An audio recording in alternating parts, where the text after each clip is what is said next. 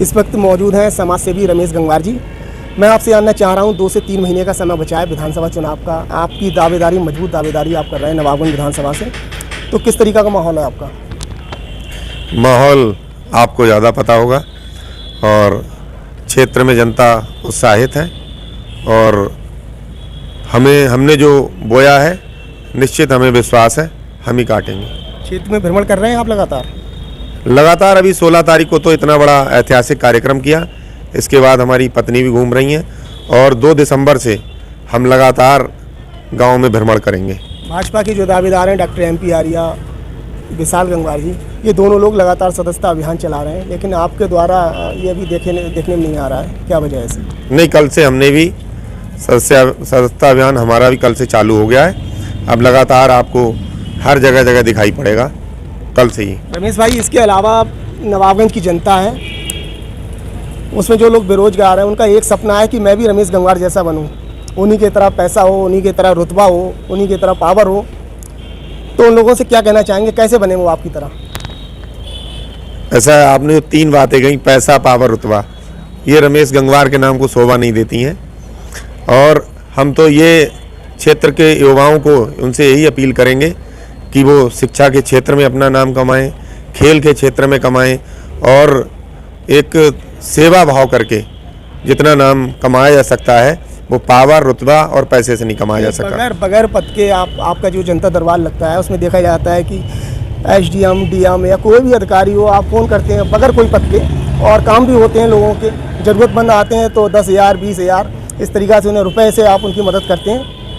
तो ये सारी चीज़ें आपके पास में, पैसा भी है, रुतबा भी है, पावर भी है, तो ऐसे ही लोग बनना चाहते हैं। बोले रमेश गंगवार जी की तरह हमको भी बनना है। इसके अलावा मैंने आपकी जो सभाएं होती हैं उसमें मैंने एक आपकी स्पीच सुनी है, उसमें आप ये कहते हैं कि आज से 15 साल पहले मैं मिठाई का पल्ला सिर पे रख के फेरी करता था और ये काम संभवतः 10 या 20,000 रुपये से शुरू हो जाता है और आज की तारीख में आपके पास कम से कम 20-25 अरब की संपत्ति है।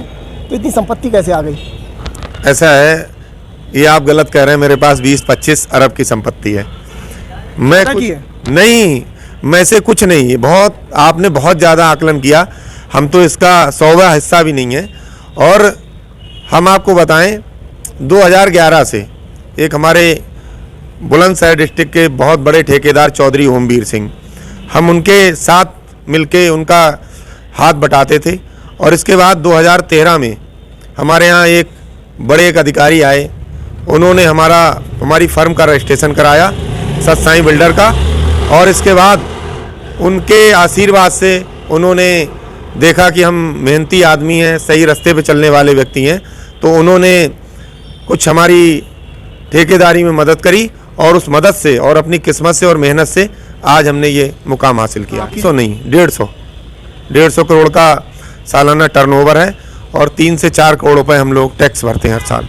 आपकी कामयाबी के पीछे एक चर्चाएं ये भी हैं, आपकी कामयाबी के पीछे पूर्व मंत्री समाजवादी के भगवत शरण गंगवार जी, इनका भी बहुत बड़ा हाथ है। लोगों का ये कहना है कि सबसे पहला ठेका 135 करोड़ रुपए का उन्हीं की सिफारिश पे आपको मिला, ये कहाँ तक ठीक है? ऐसा है, ये बिल्कुल सरासर झूठ है। आप वो मंत्री जी जो बात कर रहे हैं कि उनने सिंचाई विभाग में हमें ठेका दिलवाया, आप सब लोग जानते हैं सिंचाई मंत्री जो पूर्व मंत्री शिवपाल जी से उनके कैसे ताल्लुक़ थे, तो उनका कभी मंत्री जी से उनकी पटरी नहीं खाई, हमेशा 36 का आंकड़ा रहा।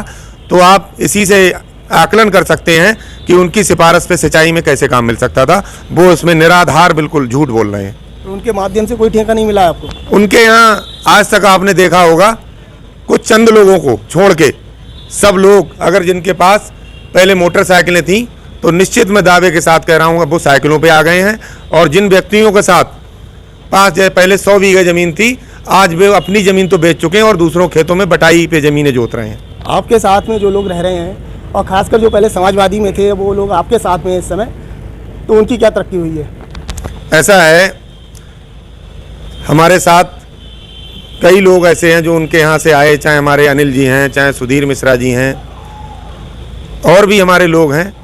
हम ये नहीं कह रहे हैं किसी की तरक्की हुई है, लेकिन ये निश्चित हम कह सकते हैं कि हमारे यहाँ आने के बाद ना किसी की ज़मीन बिकी है, ना किसी की मोटरसाइकिल बिकी है। बरेली के टॉप 10 में आपका नाम आता है, बड़े उद्योगपतियों में आपका नाम आता है। तो क्या करना चाहिए आम लोगों के लिए कि वो भी आपकी तरह बने? फिर से मेरा वही सवाल है, फिर से एक बार और जवाब दे दें। ऐसा हम कोई टॉप 10 में नहीं,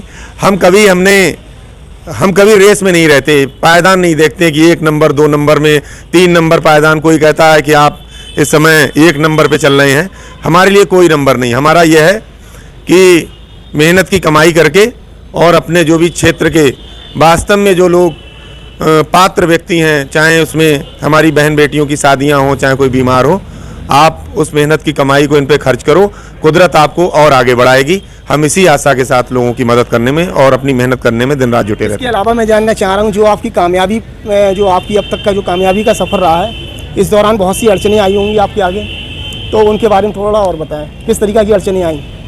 ऐसा है, कभी अड़चने तो जैसे आज भी कोई आप काम करेंगे, मान लो आपने, चलो कोई डॉक्टर ही है, तो आप मानो उसको भी कभी कभी होता क्या कि पेशेंट की कभी डेथ हो गई तो लोग घर वाले बवाल कर देते हैं, चाहे कितना भी अच्छा वो डॉक्टर हो, चिकित्सक हो। तो इसी तरह हम लोगों को भी कभी बहुत परेशानियों का कि कोई भाई नीचे का अधिकारी परेशान कर रहा, कभी ऊपर का अधिकारी परेशान कर रहा, कोई राजनीतिक व्यक्ति परेशान कर रहा है।